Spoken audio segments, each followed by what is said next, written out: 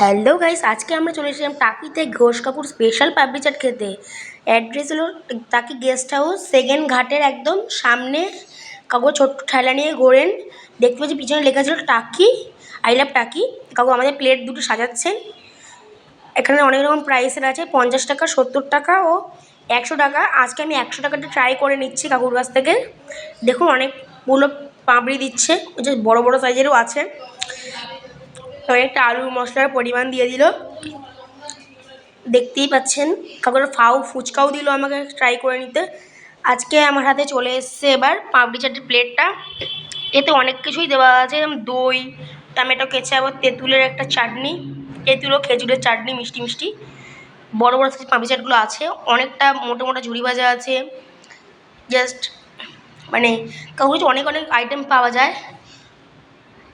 Quantity অনেকটাই enough, দুজনে আপনারা খেতে পারবেন।